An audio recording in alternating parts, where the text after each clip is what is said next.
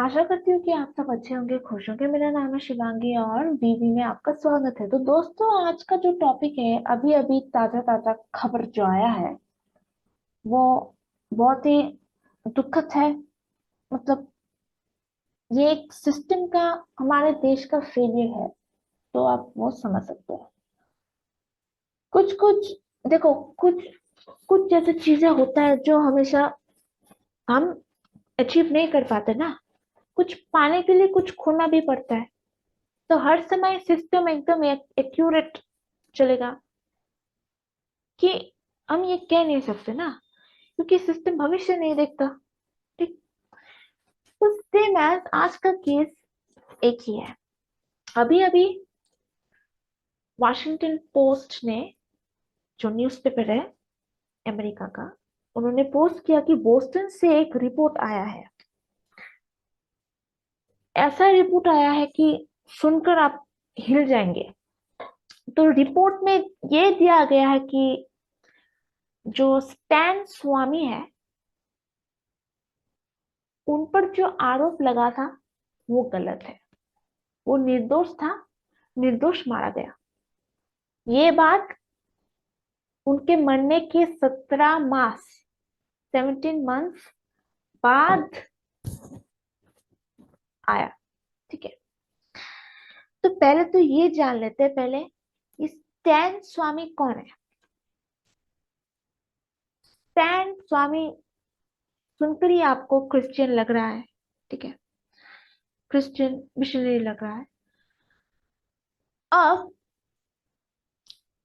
ये जो हमारे इंडिया है, हम ब्राह्मणों को अपर कास्ट मानते हैं। क्षत्रिय तो जनरल है, और बाकी सब कोई भी कास्ट में फॉल करता हो, ऊपर छोटा बड़ा, सब दलित मतलब शेड्यूल कास्ट पर फॉल करते हैं। तो सेम एज ये जो मतलब स्टैन स्वामी थे, वो दलित समाज के थे। ठीक है। अब क्या हुआ, कहानी शुरू हुई 2014 में, जब उनको उनके लैपटॉप से 44 डॉक्यूमेंट्स मिले। ठीक है। वो डॉक्यूमेंट्स साथ में 5-6 लेटर्स भी मिले। ठीक है, 44 डॉक्यूमेंट्स और 5-6 लेटर्स भी मिले। उन लेटर्स को एक आदमी पर सेंड किया गया था। उस आदमी का नाम था विजयान दादा। विजयन दादा को वो सब लेटर्स सेंड किया गया था कंप्यूटर द्वारा। ठीक है, कंप्यूटर ऑनलाइन जो होता है ना, ईमेल। तो ईमेल, ये जो स्टैन स्वामी के कंप्यूटर था, वहां पर जो उनका ईमेल था, उन्होंने ऐसा बोल रहे हैं कि उन्होंने एक विजयन दादा को ईमेल किया था। क्या ईमेल किया था? ये 44 डॉक्यूमेंट्स और साथ में कुछ और लेटर्स। तो अब ऐसा क्या है उस डॉक्यूमेंट्स में, ऐसा क्या है उस लेटर्स में कि इतना सब कुछ हो गया? वो लेटर्स एक्चुअली माओइस्ट लेटर्स था। Maoist, MAOIST, Maoist. अब ये माओइस्ट क्या होता है? ऐसा संगठन जो फ्यूडल स्टेट नहीं चाहते। मतलब एक कंट्री पर किसी प्राइम मिनिस्टर या प्रेसिडेंट, कोई किंग का राज हो, ये सब नहीं चाहते। माओइस्ट वादी नहीं चाहते। माओइस्ट वादी चाहते हैं कि सिर्फ लोग राज हो, लोग राज करे, सोशलिज्म हो। ठीक है, कम्युनलिज्म नहीं, कम्युनलिस्ट नहीं, कुछ नहीं, सिर्फ सोशलिज्म, मतलब लोग रूल करे। ठीक है, तो ये माओइस्ट है। तो लेडर्स पर भड़कालू स्टेटमेंट्स मिला। कैसा स्टेटमेंट्स? कि वहां उस वक्त मोदी गवर्नमेंट आया था, 2014, याद है? ये सब चर्चा में था। मोदी गवर्नमेंट को कैसे हटाए, यही चर्चा थी कि मोदी गवर्नमेंट को कैसे हटाए, कैसे हत्या करने की प्रयास की जा सकती है। कितने सारे वेज है, कितने सारे डिफरेंट वेज है कि मोदी गवर्नमेंट की, मोदी जी की हत्या की जा सकती है। तो यही डॉक्यूमेंट्स में लिखा था। इसी कारण उनको अरेस्ट किया गया था, जेल में रखा गया। परंतु उन्होंने निरंतर कोर्ट में कोई भी ऐसा बयान नहीं दिया जो देश के खिलाफ हो। ठीक है, उन्होंने स्वीकार ही नहीं किया था कि ये डॉक्यूमेंट्स उनके द्वारा भेजे गए थे। ठीक है, ये लेटर्स जो उनके कंप्यूटर से बरामद हुई, ये उन्होंने सेंड किया, ऐसा उन्होंने कभी बोला ही नहीं। इसलिए बेल की पिटीशन की, बेल खारिज कर दी कोर्ट ने। और फिर जब कोरोना आया 2021 में, उनकी दुर्घटनाग्रस्त कोरोना से मौत हो गई। वो मेडिकल लीव की मांग कर ही रही थी, कर ही रहा था, प्रोसेस हो रहा था, पर होते होते मेडिकल लीव मतलब ज्यादा नहीं टिक पाए, तो वो स्वर्ग प्रस्थान कर गए। तो ये चीज। अब ऐसा केस ठीक एक और केस हुआ था जो भीम कोरेगांव केस बोलते हैं। ठीक है, ऐसा same case Bhim Koregaon case में हुआ था। अब ये केस क्या है? ये केस शुरू हुआ ब्रिटिश के जमाने पर, 1818 साल पर, ब्रिटिश के जमाने पर। तब क्या हो गया था, पुणे का तो आप पता ही है, पुणे मतलब महाराष्ट्र जहाँ पर है, वहां पर ना बहुत, तब तो मराठा साम्राज्य था। ठीक है, मराठा ही अपर कास्ट था, और बाकी सब जो महाराष्ट्र में रहते थे दलित्स थे। उन दलित्स को, दलित्स मतलब नीचे शेड्यूल कास्ट जो बोलते हैं, तो उनको उस समय महर्ष बोला जाता था। महर्ष मतलब महाराष्ट्र से महर्ष। ठीक है, उन दलित जाति लोगों को महर्ष बोला जाता था। अब क्या हुआ कि संभाजी, आपको मालूम होगा, जो शिवाजी के सुपुत्र है, वीर सुपुत्र संभाजी, लड़ते लड़ते औरंगजेब से, औरंगजेब ने उनके मतलब उसका स्टोरी तो आप मालूम ही होगा कि उनको बंदी बनाकर रखा था औरंगजेब ने। और औरंगजेब चाहते थे कि वो कन्वर्ट हो जाए। ठीक है, बहुत बहुत पीटते थे रोज, करीब 5-6 दिन तक ऐसा ही चला। उनको जेल पर बंद करके रखे थे संभाजी को, औरंगजेब ने। 2 हाथ सिर के ऊपर ऐसे जेल पर टांगा गया था।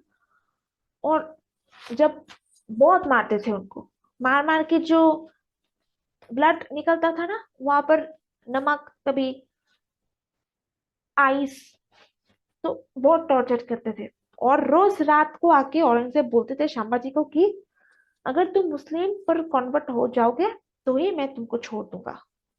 और हर रात वीर संभाजी यही कहते रहे कि तुम मुझे कितना भी मारो, कितना भी टॉर्चर करो, मैं नहीं करूंगा, मैं अपने धर्म ग्रस्त भ्रष्ट नहीं करूंगा। तो ऐसे करके लास्ट में वो निहत्ता था। और औरंगजेब ने उनके आंखें, मतलब उनको बोला था कि अपना आंखें खोलो। आंखें बंद किया, इसका मतलब तुम वीर नहीं हो। ठीक, तो संभाजी आंखें खोले रहे, आंखें खोल कर उनके ले लिया, मतलब औरंगजेब मतलब घुसकर, अपने नाखून से घुसकर उनके आंख ले लिए। ठीक है, तो ये बात है। और फिर जब वो मर गए, उनके शरीर के 100-100 टुकड़े करके पुणे में बिखर दिए। ठीक है, बिखर दिया। अब पुणे में एक, वहां जो बिखरा हुआ था pieces of meat Sharma ji का, वहां पर एक पास ही में गांव था, जो गांव का नाम था वधु बुद्रुक, ऐसा गांव था। नाम सुनने में ही शेड्यूल जैसे छोटा छोटा गांव लग रहा है। ठीक है, शेड्यूल नहीं। तो वहां से एक आदमी गुजरा, वहां से ही एक आदमी गुजर रहा था, और देखा देखा कि ये तो श्यामा जी है। उनका ही अंग बिखरा हुआ है चारों ओर। उनका नाम था गोविंद। ठीक है, गोविंद वधु, उनका नाम था गोविंद वधु।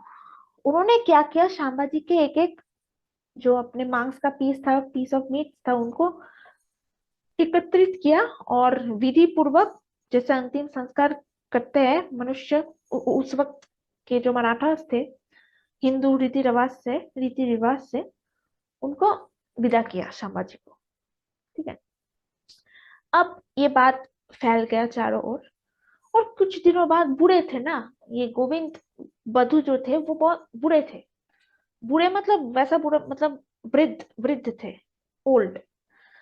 तो कुछ दिनों बाद उनका भी देहांत हो गया, और दलित समाज उनके इस काम के लिए उनके लिए एक विजय स्तंभ की निर्माण की। ठीक है। जो उन्होंने श्यामबाजी के लिए किया गोविंद बधु ने, इसी कारण एक विजय स्तंभ क्रिएट किया दलित समाज ने एक साथ मिलकर।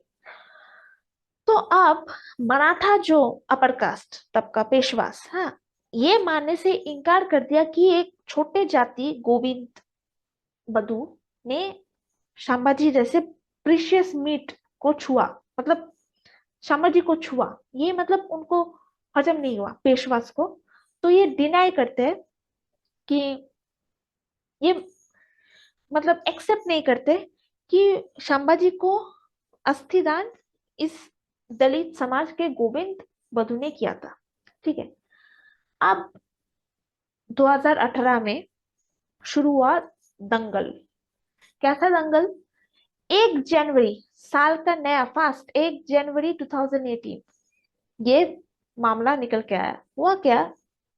सुनो, स्टोरी सुनो। एक तो दलित समाज, एक बहुत बड़ा समाज। ठीक है। तो क्या करते हैं, 1 जनवरी को हर समय गोविंद बधु जो है उनको, उनके स्तंभ को, विक्ट्री स्तंभ को याद रखने के लिए सभी जाते थे। दलित समाज पूजा करने के लिए, पूजा ही समझ लो, पूजा करने के लिए जाते थे, अब भी जाते हैं। तो वहां पर संगठन हो गया, बहुत सारे दलित समाज आए, प्राय 500 600 ऐसे संगठित हुआ उधर। अब संगठन मतलब ही कुछ होने वाला है। ठीक है। अब ये चीज बड़े जाति जो वहां के मतलब ग्राम पंचायत जो बोलते हैं, ठीक है, वो तो बड़े जाति का होगा अवश्य।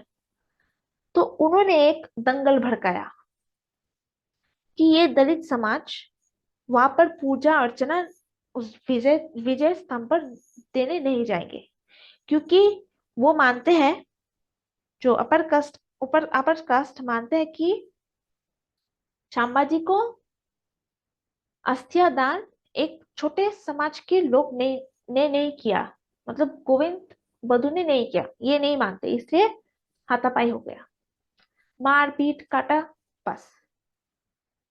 अब ये चीज शुरू किसने किया था? ये जो दंगल था, ये शुरू संभाजी भिड़े, देखो नाम भी मिलता है, जो रिवॉल्यूशनरी था उसने अपना नाम संभाजी पर रखा है, संभाजी भिड़े, और एक है मिलिंद एकबोटे। ये दोनों कारण था कि ये भड़काऊ हुआ था। कहाँ पर हुआ था? उसी जगह पर जो विजय स्तंभ था। ठीक है। और ये विजय स्तंभ किधर है? पुणे में। पुणे में कहा? शनिवार वाड़ा।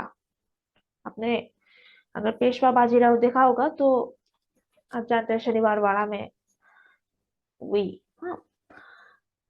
और ऐसा भी कहते हैं कि वहां पर एक भूत स्थान है कहीं, शनिवार वाड़ा, पता नहीं ऐसा आया। अच्छा छोड़ो। तो मैं था कि ये दोनों जो संभाजी भिड़े और मिलिंद एकबोटे हैं, इन दोनों ने ये दंगल भड़काया। ये दोनों थे माओइस्ट पार्टी के। माओइस्ट पार्टी मतलब मैंने समझा दिया। अब अरेस्ट हुए, ये भाग तो गए, ऑफ कोर्स भागेंगे। अब पुलिस चारों ओर खोजे इन सबको, पुणे में, पुणे के चारों ओर खोजे इन दोनों को, और फिर पकड़ के ले आए 14 दिनों के अंदर। ठीक है। अब पूछताछ की। पूछताछ करने के बाद संभाजी जो थे कुछ नहीं बोला। उन्होंने कहा कि उनका कोई दोष नहीं है, जो हुआ ठीक हुआ, उन्होंने यही कहा। अब यही बात जो थी, अब क्या हुआ, ये सब तो हो गया। अभी उनके कंप्यूटर्स विरासत में लिए, जो कुछ भी होता है सब तो अब ऑनलाइन ही होता है, चलता है, तो ऑफकोर्स उनके कंप्यूटर्स विरासत में लिए। जो ही वो कंप्यूटर्स विरासत में लिए, वो सेम लेटर्स जो स्टैन स्वामी के पास था, वो सेम लेटर्स हूबहू, मतलब एकदम लेटर्स बराबर लेटर, अक्षर बराबर अक्षर, हुआ एक जैसा ही लेटर इनके कंप्यूटर से मिला। ठीक है। अब ये लेटर्स उन दोनों को श्यामाजी भिड़े को और मिलिंद एक पोते को दिखाया और पूछा कि ये कहाँ से आया, किसने भेजा। उन्होंने इनकार कर दिया कि हमें नहीं पता। ठीक है। अब उस लेटर पर से और कई कई डॉक्यूमेंट्स था वहां से, और बहुत सारे नाम निकल के आए। ठीक है। तो जैसे सुरेंद्र गैदलिन, रोना विल्सन, ये सब माओइस्ट है। दिल्ली पे एक जनरली दिल्ली पे रहते थे, दिल्ली से कांटेक्ट कर रहा था इन दोनों से। तो इनका ठिकाना उस डॉक्यूमेंट से मिला, पकड़ के लाया इधर, और पूछा कि तुम्हारा, और जो मुंबई पुलिस है पूछ रहा है कि तुम्हारा नाम इधर क्यों है, इन लेटर्स डॉक्यूमेंट्स पर क्यों है। तो उन्होंने बोला उसको नहीं पता। जैसे जैसे सेम चीज स्वामी जी डिनाई कर रहे थे, वैसे सेम चीज जो रोना विल्सन और सुरेंद्र गैटलिन को पकड़ के लाए थे, हाँ, वही बोल रहे थे कि वो बेकसूर है, उनको पता ही नहीं। ठीक है। अब यही चीज है, यही स्टोरीज है। लेटर्स एक ही बराबर लगभग, और नाम डिफरेंट, मतलब कोई है जो अपने ही हिसाब से किसी और का नाम देकर ये सब कर रहा है। तो ये घटना हुआ था 2019 को। ये सब जो battle of Bhim Koregaon, battle of Bhim नहीं, जो भड़काऊ था, भीम कोरेगांव भड़काऊ था, ये 2019 में हुआ था। ठीक है। अब यही चीज है। तो यहाँ पर से ये सब निकल के आया और यूएसए ने कहा कि एक्चुअली इस सब के बिहाइंड, इन सब के पीछे एक दूसरे मनुष्य का हाथ है, जो कि हैकर बोलते हैं। वो हैकर एक मैलवेयर का यूज कर रहा था, जिसका नाम है नेट वायर। ये एक इन्फेक्शन है, इन्फेक्शन। अगर आप मुझसे पूछे तो ये क्या है, मैलवेयर क्या होता है, मतलब इन्फेक्शन। इस चीज से अगर आप कोनो कंप्यूटर पर प्रयोग करते हैं तो आप दूसरे कंप्यूटर पर अपना कब्जा कर सकते हैं। जैसे कि वाईफाई का पासवर्ड चाहिए आपको वाईफाई यूज करने के लिए, ठीक। अगर आप सोचो कि अगर आप ये नेट वायर यूज करते हो तो आपको वाईफाई की पासवर्ड जरूरत नहीं, आप जितना चाहे जिसका भी वाईफाई चाहे आप यूज कर सकते हैं। ठीक है। तो इसी को मैलवेयर बोलते हैं। मैलवेयर यूज करने से आपका पासपोर्ट ढूंढना सरल हो जाता है, सरल हो जाता है, इजी हो जाता है। ठीक है। तो जो यूज कर रहे थे, मतलब मैलवेयर, उस मैलवेयर का नाम है नेटवायर। ठीक है। नाम भी उन्होंने रखा है, ये अमेरिकन कंपनी है, anything anywhere any language, AAAL। तो यही चीज है। देखो ऊपर का ऑरेंज का जो साइन है, देख रहे हो, इसका मतलब व्हाट्सएप जैसा है ना। इसका मतलब ये दो कंप्यूटर आपस में एक साथ कनेक्ट हो रहा है। मतलब एक कंप्यूटर में क्या हो रहा है, कौन सा चैट, कौन सा वेबसाइट खोला जा रहा है, कौन सा वाईफाई यूज किया जा रहा है, कौन सा पासवर्ड डाला जा रहा है, ये सब जो जिस कंप्यूटर पर नेटवायर लगा हुआ है फैसिलिटी पढ़ सकता है। ठीक है। बेसिकली ये कोडिंग के द्वारा सब। मैलवेयर क्या होता है, बड़े बड़े कोडर्स को इतना पैसा क्यों मिलता है ये सब मैलवेयर डिजाइन करने के लिए। ठीक। तो यही चीज था। तो आशा करती हूँ कि आप आज मेरे साथ जुड़े रहे, समझे कि टॉपिक का क्या तोड़ हुआ, और स्वामी जी बेकसूर है या नहीं, किंतु ये हम अवश्य जान सकते हैं कि सिस्टम से थोड़ी सी चूक हो गई थी। अगर आज सिस्टम थोड़ा सा सतर्क रहता तो शायद एक निर्दोष, या अगर दोषी भी नहीं होते, मारा नहीं जाता। क्योंकि क्राइम चाहे कैसे भी हो, किसी को मतलब राइट नहीं कि वो किसी के प्राण ले ले, right to liberty, that article 21। तो ये चीज, और कितना, तो रखती हूँ। गुड बाय, गुड नाइट, और स्वच्छता बनाए रखे। जय हिंद।